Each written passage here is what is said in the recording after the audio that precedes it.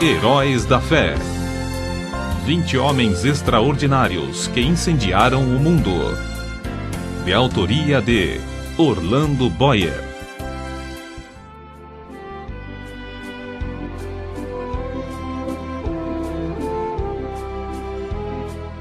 Dave Livingstone, célebre missionário e explorador, 1813-1873. Certo comerciante, ao visitar a abadia de Westminster, em Londres, onde se acham sepultados os reis e vultos eminentes da Inglaterra, inquiriu qual túmulo, excluindo o do soldado desconhecido, era o mais visitado. O porteiro respondeu que era o de Dave Livingstone. São poucos os humildes e fiéis servos de Deus que o mundo distingue e honra assim. Conta-se que em Glasgow, depois de passar 16 anos na África, Livingstone foi convidado a fazer um discurso perante o corpo discente da universidade. Os alunos resolveram vaiar esse camarada missionário, fazendo o maior barulho possível. Certa testemunha do acontecimento disse: "Contudo, desde o momento em que Livingstone compareceu perante eles, magro e delgado, depois de cair 31 vezes de febre nas matas da África e com um braço descansando numa tipóia depois do encontro com um leão, os alunos guardaram grande silêncio. Ouviram com o maior respeito tudo o que o orador relatou e a maneira como Jesus cumprira a sua promessa. Eis que eu estou convosco todos os dias, até a consumação dos séculos." Dave Livingstone nasceu na Escócia. Seu pai, Neil Livingstone, costumava contar aos filhos as proezas de seus antepassados por 8 gerações. Um dos bisavôs de Dave fugira com a família dos cruéis pactuários para os pantanais e montes escabrosos, onde podia adorar a Deus em espírito e em verdade. Mas mesmo esses cultos, que se realizavam entre os espinhos e às vezes no gelo, eram interrompidos, de vez em quando, pela cavalaria que chegava galopando para matar ou levar presos, tanto homens como mulheres. Os pais de Dave criavam seus filhos no temor do Senhor. O lar era sempre alegre e servia como notável modelo de todas as virtudes domésticas. Não se perdia uma hora durante os 7 dias da semana, e o domingo era esperado e honrado como o dia de descanso. Com a idade de 9 anos, Dave ganhou um Novo Testamento, prêmio oferecido ao repetir de cor o capítulo mais comprido da Bíblia, o Salmo 119. "Entre as recordações mais sagradas da minha infância", escreveu Livingstone, "estão as da economia da minha mãe para que os poucos recursos fossem suficientes para todos os membros da família. Quando completei 10 anos de idade, meus pais me colocaram em uma tecelagem para que eu ajudasse a sustentar a família. Com parte do salário da primeira semana, comprei uma gramática de latim." Dave iniciava o dia na tecelagem às 6 horas da manhã e, com intervalos para o café e o almoço, trabalhava até 8 da noite. Segurava a sua gramática aberta na máquina de fiar algodão e, enquanto trabalhava, estudava linha por linha. Às 8 horas da noite, dirigia-se, sem perder tempo, à escola noturna. Depois das aulas, estudava as lições para o dia seguinte, às vezes até a meia-noite, quando a mãe tinha de obrigá-lo a apagar a luz e dormir. A inscrição no túmulo dos pais de Dave Livingstone indica as privações no lar paterno. Para marcar o lugar onde descansa Neil Livingstone e Agnes Hunter, sua esposa, e para exprimir a gratidão a Deus dos seus filhos, João, Dave, Janet, Carlos e Agnes, por pais pobres e piedosos. Os amigos insistiam em que ele mudasse as últimas palavras para pais pobres, mas piedosos. Grifo do autor. Contudo, Dave recusou porque, para ele, tanto a pobreza como a piedade eram motivos de gratidão. Sempre considerou o fato de aprender a trabalhar longos dias, mês após mês, ano atrás ano, na fábrica de algodão, uma das maiores felicidades da sua vida. Nos feriados, Dave gostava de pescar e fazer longas excursões pelos campos e as margens dos rios. Esses passeios extensos lhe serviam tanto de instrução como de recreio. Saía para verificar na própria natureza o que estudara nos livros sobre botânica e geologia. Sem o saber, ele assim se preparava em corpo e mente para as explorações científicas e para o que escreveria com exatidão acerca da natureza na África. Aos 20 anos, houve grande mudança espiritual em Dave Livingstone, que determinou o rumo de todo o resto da sua vida. A bênção divina inundou-lhe o ser como inundara o coração do apóstolo Paulo ou de Agostinho, e outros do mesmo tipo, dominando os desejos carnais. Atos de abnegação, muito difíceis de executar sob a lei férrea da consciência, tornaram-se serviços de vontade livre sob o brilho do amor divino. É evidente que fora movido por uma força calma, mas tremenda, dentro do próprio coração, até o fim da vida. O amor que começou a comovê-lo na casa paterna continuou a inspirá-lo durante todas as longas e enfadonhas viagens pela África e o levou a ajoelhar-se à meia-noite no rancho em Ilala, de onde seu espírito, enquanto ainda orava, voltou ao seu Deus e Salvador. Dave, desde a infância, ouvia falar de um missionário valente na China, cujo nome era Gutslav. Nas suas orações, à noite, ao lado de sua mãe, orava por ele. Com a idade de 16 anos, Dave começou a sentir desejo profundo de fazer conhecido o amor e a graça de Cristo, aqueles que jaziam em densas trevas, e resolveu firmemente, no coração, dar também sua vida como médico e missionário ao mesmo país, a China.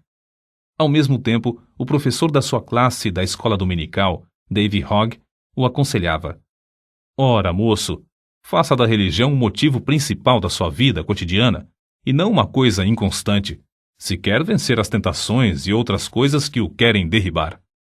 E Dave assentou no seu coração dirigir sua vida por essa norma. Ao completar 9 anos de serviços na fábrica, foi promovido a um trabalho mais lucrativo. Conseguiu concluir seus estudos, recebendo o diploma de licenciado da Faculdade de Médicos e Cirurgiões de Glasgow, sem ter recebido um tostão de auxílio de alguém. Se os crentes não o tivessem aconselhado a que falasse à Sociedade Missionária de Londres acerca de enviá-lo como missionário, ele teria ido por seus próprios esforços, declarou Livingstone mais tarde. Durante todos os anos de estudo para ser médico e missionário, sentia-se dirigido para trabalhar na China. Certa vez, numa reunião, ouviu o discurso de um homem de barba comprida e branca, alto, robusto e de olhos bondosos e penetrantes, chamado Roberto Moffat. Esse missionário voltara da África a um país misterioso cujo interior era então desconhecido. Os mapas desse continente tinham no centro enormes espaços em branco, sem rios e sem serras. Falando a respeito da África, Moffat disse a Dave Livingstone: Há uma vasta planície ao norte, onde tenho visto, nas manhãs ensolaradas, a fumaça de milhares de aldeias, onde nenhum missionário ainda chegou. Comovido ao ouvir falar em tantas aldeias sem o evangelho e sabendo que não podia mais ir à China por causa da guerra que havia naquele país, Livingstone respondeu: Irei imediatamente para a África. Com isso, os irmãos da missão concordaram, e Dave voltou ao humilde lar em Blantyre para se despedir dos pais e irmãos. Às 5 horas da manhã do dia 17 de novembro de 1840, a família se levantou. Dave leu Salmos 121 e 135 com eles. O sol não te molestará de dia e nem a lua de noite. O Senhor guardará a tua entrada e a tua saída, desde agora e para sempre. Essas palavras ficaram gravadas no seu coração e o fortaleceram quando teve de suportar calor e perigos durante os longos anos vividos mais tarde na África. Depois de orarem, despediu-se da sua mãe e irmãs e andou a pé, com seu pai, que o acompanhou até Glasgow. Depois de se despedirem um do outro, Dave embarcou no navio para não mais ver, aqui na terra, o rosto nobre de New Livingstone. A viagem de Glasgow ao Rio de Janeiro e, por fim, à Cidade do Cabo, na África, durou 3 meses. Mas Dave não desperdiçou seu tempo. O comandante se tornou seu amigo íntimo e ajudou a preparar os cultos nos quais Dave pregava aos tripulantes do navio. O novo missionário aproveitou também a oportunidade para, estando a bordo, aprender a usar o sextante e saber exatamente a posição do navio, observando a lua e as estrelas. Essa ciência lhe foi mais tarde de incalculável valor para orientar-se nas viagens de evangelização e exploração do imenso interior desconhecido, do qual subia a fumaça de 1000 vilas sem missionário. Da Cidade do Cabo, a viagem de 190 léguas foi feita aos solavancos, num carro de boi, através de campos incultos. A viagem durou 2 meses até chegar em Curumã, onde devia esperar o regresso de Roberto Moffat. Desejava estabelecer-se em um lugar 50 a 60 léguas mais para o norte de qualquer outro em que houvesse obra missionária. Para aprender a língua e os costumes do povo, nosso pioneiro passava o tempo viajando e vivendo entre os indígenas. O seu boi de sela passava a noite amarrado, enquanto ele assentava-se com os africanos ao redor do fogo, ouvindo as lendas dos seus heróis. Livingstone, por sua vez, contava-lhes as preciosas e verdadeiras histórias de Belém, da Galiléia e da Cruz. Não parou com os estudos enquanto viajava, fazendo mapas dos rios e serras do território percorrido. Em uma carta a um amigo, escreveu que descobrira 32 qualidades de raízes comestíveis e 43 espécies de fruteiras que davam no deserto sem serem cultivadas. Do ponto que havia alcançado, faltavam-lhe apenas 10 dias de viagem para chegar ao grande lago Ngami, que só descobriu 7 anos depois. De Curumã, o missionário, licenciado da Faculdade de Médicos e Cirurgiões de Glasgow, escreveu a seu pai: "Tenho uma clientela grande. Há pacientes aqui que andaram mais de 60 léguas para receber tratamento médico. Esses, ao regressarem, enviarão outros para o mesmo fim." Estabeleceu a sua primeira missão no lindo vale de Mabotsa, na terra de Bacarla. Em uma carta escrita de Curumã, Livingstone assim descreveu o local que escolhera para centro de evangelização. Está situado em um anfiteatro de serras que se intitula Mabotsa, isto é, ceia de bodas. Que Deus nos ilumine com a sua presença, para que, por intermédio de servos tão fracos, muito povo ache entrada para a ceia das bodas do Cordeiro. Foi em Mabotsa que teve o histórico encontro com um leão. Acerca disso, escreveu Dave: "Ele saltou e me alcançou o ombro. Ambos fomos ao chão. Rosnando horrivelmente perto do meu ouvido, sacudiu-me como um cão faz a um gato. Os abalos que me deu o animal produziram-me um entorpecimento igual ao que deve sentir um rato depois da primeira sacudidela que lhe dá o gato. Atacou-me uma espécie de adormecimento em que não senti dor nem sensação de temor. Contudo, antes de a fera ter tempo de matar, deixou-o para atacar outro homem, que, de lança na mão, entrara na luta. O ombro dilacerado de Livingstone nunca sarou completamente. Ele nunca mais pôde apontar um rifle ou levar a mão à cabeça sem sentir dores. Foi na casa de Roberto Moffat, em Curumã, que chegou a conhecer Maria, a filha mais velha desse missionário. Depois de abrir a missão em Mabotsa, os dois se casaram. 6 filhos foram fruto desse enlace. Depois de Livingstone se casar, a escola dominical em Mabotsa transformou-se em escola diária e tinha como professora a esposa do missionário. Shelley, o chefe da tribo, tornou-se grande estudante da Bíblia, mas queria converter todo o seu povo à força de litupa, isto é, chicote de couro de rinoceronte. Shelley iniciou o culto doméstico em casa e o próprio Livingstone admirou-se da sua maneira simples e inata de orar. Era costume de Livingstone começar o dia com um culto doméstico, e não é de admirar que o chefe o adotasse também. Livingstone foi obrigado a mudar-se para Chonuane, 10 léguas distante, e mais tarde, por falta de água, ele e todo o povo foram para Kolobeng.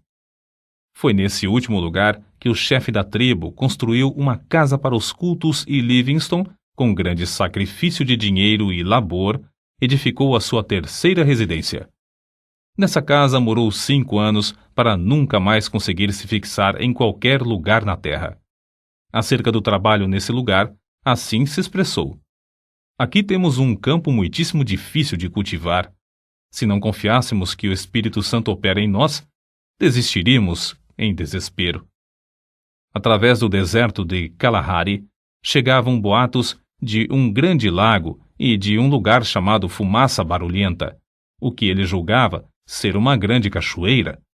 As secas o oprimiam tanto em Kolobeng que Livingstone resolveu fazer uma viagem de exploração a fim de achar um lugar mais ideal para estabelecer a sua missão.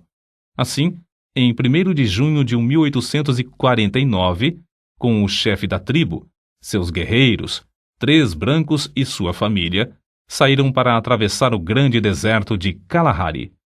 O guia do grupo, o Homotobi, conhecia o segredo de subsistir no deserto, cavando com as mãos e chupando a água debaixo da areia por meio de um canudo.